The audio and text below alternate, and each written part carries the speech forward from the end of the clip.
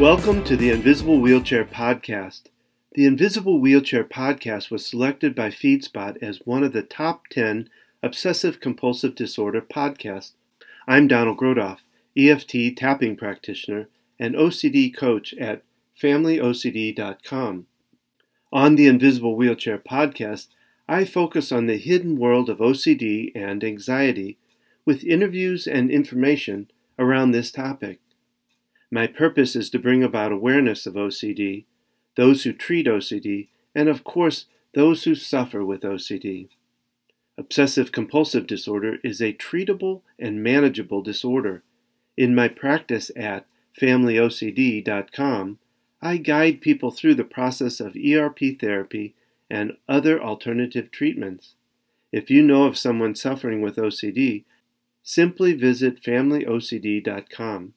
If you or someone you know suffers or has suffered and recovered from OCD and would like to get their story out, simply contact us through www.invisiblewheelchair.com.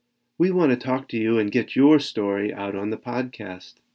Know that the ideas and thoughts presented here are not necessarily those of Family OCD, Invisible Wheelchair Podcast, or Donald Grodoff. We also ask you to take just a few moments and leave comments at www.invisiblewheelchair.com. Those comments help us to know what the next topic should be, and we really want to hear from you. Now, let's get to that podcast.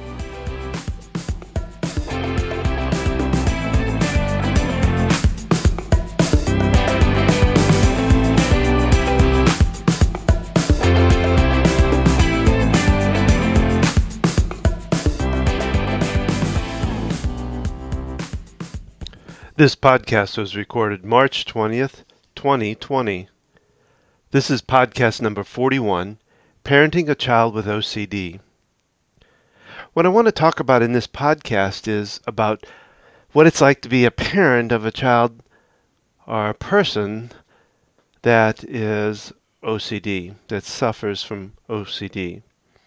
Having come from this from a personal basis, not with one child, but actually with two children, I've had a lot of experience in how to deal with that, plus the clients that I've worked with in dealing with it. And I want to just kind of talk a little bit about what a parent goes through, and then give you some ideas of how you can handle the stress that's around that, because it is very stressful. We first experienced OCD back in 2010, so almost 10 years now that it started. And the first child we went through it with, it was horrific. It was nighttime battles and violence, anger, abuse, and she was only 8 years old. So we had to tolerate a lot of stuff with that. And then about 3 years ago, my youngest started out with it. Not as bad, even though it's kind of flared up recently, but we're going through a lot of the same stuff again. And so what I wanted to talk about first was what parents go through in doubts and questions. I know when we first started out, there were so many things that went through both of our minds, both myself and my wife's mind. I know for my wife, she had questions about, did I do something in birth? Did something happen in birth that I could have prevented that caused this? Now, this is before we really understood what OCD was, or even really, I think, knew that it was OCD. But yeah, there were a lot of questions, is this some kind of karma that we're paying for something we did for ourselves in the past? We both kind of went through that kind of thought. Is there I even thought about it with the birth. Is there something in my part that was a problem that could have caused this? And then we moved into, what am I doing wrong? Is there something that I'm doing wrong? And then it flowed into questions like, am I doing the right stuff? Or am I doing enough stuff? Or am I doing all the wrong things? There were so many doubts about that. because we were fishing for whatever would be the next miracle that would make this stop, that would make OCD stop. So we were grabbing for anything, going after modalities of all different sorts. And some of them had good effect, and then some that didn't. We really did a lot with the supplements, trying different supplements to see we did some deep testing, which really helped out a lot. But we went through all these questions of, oh, we're just not doing enough. We're bad parents because we should be able to deal with this. Which all of those things were really incorrect. We were doing the right stuff. We were doing some wrong stuff too. And I shouldn't say wrong because it was, a lot of stuff was trial and error. A lot of errors, a lot of trials. Some worked, some didn't. So yeah, we were doing maybe what you might classify as the wrong stuff or stuff that just didn't work. But I think we were doing everything possible we could afford, because at the same time we're reaching out and finding all these different things, we're also putting money out towards it. So it was money going out and not working were very frustrating. And we thought about heredity. Could we have done something if this had been passed down through heredity, even though it didn't show in my past, and in my past and in my family's past, there was nobody else that I know of that had OCD, but then my kind of family probably wouldn't have discussed it or brought it out in the first place. But you go through exhaustion and frustration and anger and worry and sadness and even some happiness. There were bright spots in it where she would come out of it and be this happy-go-lucky kid for brief moments. So we went through the gambit of emotions, and usually all of them to the height of their extent. So it's a time when there's just so much anguish and stress going on, and doubts and questions. And like I said, the answers to most questions were, no, you're doing just fine. You're doing the only thing you know how to do. Because on top of it, the frustration came in the fact that there was not a lot to find. There weren't a lot of therapists for it. There weren't a lot of information necessarily out there in our area anyway. So it was really, we didn't know where we were going to go with things, where we would find the answers. And I hope now that as a practitioner helping others, that I've become a resource to be able to help them find what they need. So let me go over some ideas on what can be done with parents, with caregivers for anybody that's dealing with OCD. I say it that way because it could be an adult that you're a husband or wife or whatever.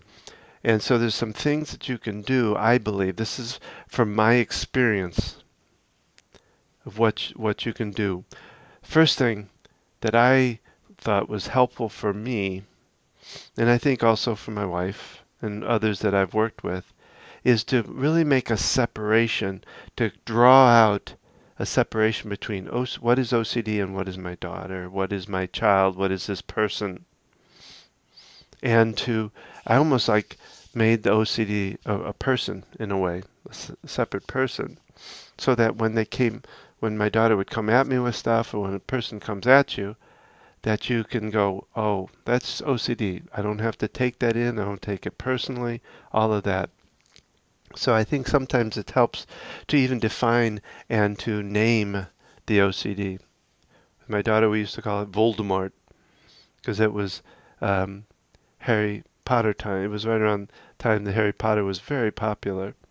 And one of the things I actually used in that Harry Potter scenario with my daughter, and I've told this to other clients too, is I told her, if you know the story, and I don't want to be a spoiler here, but I mean, I think it's been a long time out, the principle behind the Harry Potter and why he was victorious over Voldemort was that he had the love of his mother. He had love, and Voldemort was not love, did not have love.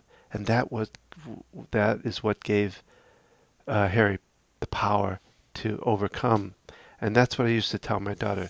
You have the love that will overcome OCD. You can do it. That's what gives you your strength. That's the difference. OCD is just really a beast and angry. So the other thing is in the next part of this is to pull yourself back from it too, to be able to see it from a further away, not because when you get close to something like that, it's harder to see it. Be able to pull back and it help you to see the difference, see it from a different perspective, can really help it see it differently. And I'll give you an example of what that would mean. When we first got into this and my daughter would attack me, she'd come at me with fire and brimstone, just coming at me. And I would come right back at her with it.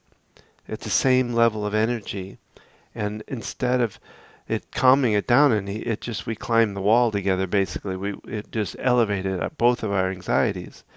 I had to learn to keep myself calm, pull myself back, calm myself down, and not come back at her with the same energy. And when I would do that, she would still raise up some, but not anywhere to the extent of before, and eventually come down, as long as I stayed calm during it. So, now the third thing is something that's going to sound kind of cliche-ish, but there's a lot of truth to it, and that is take care of yourself almost, I'd say, first. And if you think about it, of course, the old adage from flying an airplane, they talk about putting the mask on yourself first and then your child. This becomes very true in dealing with OCD, dealing with any kind of anxiety, is to be able to take care of yourself. And, because in what I do, in the work I do, I run into a lot of what I call pleasers or givers that want to take care of others, that want to give, they want to give, they want to give, and they don't allow the other side of that, which is receiving. And when you do that, pretty soon the cup runs out, the fuel runs out of that, and you can't give anymore because you're sick, or you're incapacitated, or you're dead. So it's very important to be able to receive and to take care of yourself, because you're not helpful to somebody if you're sick. So you got to take care of yourself. Be able to take time for yourself alone. Find a way to be able to get some release. If you're a single parent, find somebody, friend, relative, grandparents, somebody that you can kind of teach how to deal with it. Let them know what it's all about, that it can be tough, but to give you a little break, to be able to have an hour or two or half a day to be able to breathe and get out and get away from it is vitally important. As part of that, the next part of that is eating right. Make sure you keep eating good, nutritional, healthy food, because it's so much easier when you're in stress to go after the easy stuff, the chocolate, the candy, the whatever. Try your best, again, because you don't want your immune system down. You want it strong to be able to handle whatever, because when you get a lot of stress, you're going to get worn out, exhausted, and that's when sickness can come in, and you don't need to be sick on top of taking care of this. And things you can do to take care of yourself, again, eating right, drinking plenty of water, hydrating yourself, breathing, learning to take good deep breath, cleansing breaths. Meditate. Now I'm going to use that, and a lot of people, it's going to go, I can't do that guru on the mountain thing. And that's not really if you can do that, great. If you can sit still and get into yourself and all that, that's great. But what I'm talking about is anything that you lose yourself into. So for instance, a couple like running, jogging, walking, where you get into it and you just get into yourself instead of anything else. You don't worry about anything else. Or gardening, is one way. Listening to good music Anywhere, I kind of look at it as when you get so involved in it that somebody comes up and taps you on the shoulder and scares you because you're so focused and so into what you're doing. That's when you get into yourself. So doing stuff like that. Of course, I'm going to do the EFT, the Emotional Freedom Techniques tapping process, which is that's my profession. And it's very helpful in helping control your own stress and your own energy and keeping it down. Because if you think about it, if your energy's up, it's affecting the whole family. It's affecting the OCD person. You want to keep yours down.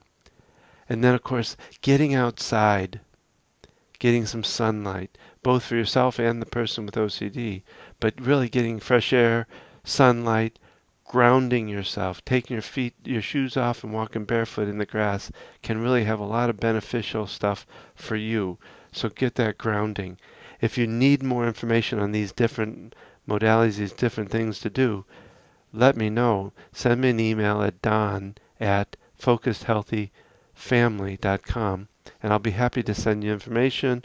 Or if you need me to teach you some tapping process, I can do that. You just basically email me again at don@focused with an ed, focusedhealthyfamily.com. The next thing I want to talk about is stop taking responsibility for all this doubts and questions. In other words, you gotta, stop beating yourself up with all these doubts and questions and fears and worries as much as you can, and to know that you're doing the best you can, and that you'll try whatever you can, you'll do whatever you can, you're doing the most you can. In fact, you're probably exhausting yourself because of it. The next thing I wanted to talk about is what I call tag teaming it, where my wife and I used to always do this. We used to have battles that were pretty long. They'd go 3 to 4 hours in battling. And I would stay in the battle as long as I could, but at some point I'd come to my wife and say, your turn. It's almost like a boxer tagging out to get out of the ring and let somebody else in. And what we also kind of found through that, and I think others have found it too, is that by doing that, the next person comes in with a good energy that actually can reduce it down. And it did work for us quite a bit that way. So, being able to tag and be part of it is something I'd highly recommend. So, I hope these things are helpful to you. If I can be of further assistance to you, again, let me know just by emailing me at don@focusedhealthyfamily.com, and I'll be happy to send you information, work with you if I need to work with you. Again, because I can help you get through this OCD. I can take you and coach you through the ERP, all of that. So just know that just by being there and supporting them, and through all the battles and everything, that you're a good parent, that you care enough that you're even listening to this and getting this advice, and hopefully taking it to help you. I want you to know that you're not alone in this, and it will. The nice part about OCD, the best part about OCD, and a lot of anxiety, is that you can and will get past it. It is capable of being managed, and that needs to be understood in there. So take care, and hopefully everything will be good for you. I wish you the best. This concludes this podcast. We really would appreciate your comments. Simply leave a comment at www.invisiblewheelchair.com. There, you're able to submit a comment that will help us determine future podcasts. If you or someone you know would like to be a guest on the podcast, please email don@invisiblewheelchair.com. Remember, there is a corresponding tapping recording for each of the podcasts, with the exception of the interview podcast. You can find these tapping recordings and archive past podcasts at www.invisiblewheelchair.com. invisiblewheelchair.com. Finally, there is relief for OCD, and we at FamilyOCD.com and FocusedHealthyFamily.com can help you find that relief. Again, you can contact us through those sites, FamilyOCD.com or FocusedHealthyFamily.com. You can also find us on Facebook at Invisible Wheelchair Podcast. You can find us on Twitter at InvisibleWheel1, that's the number 1, or at FamilyOCD. So thank you for listening. Keep tapping and transcending your life to new heights.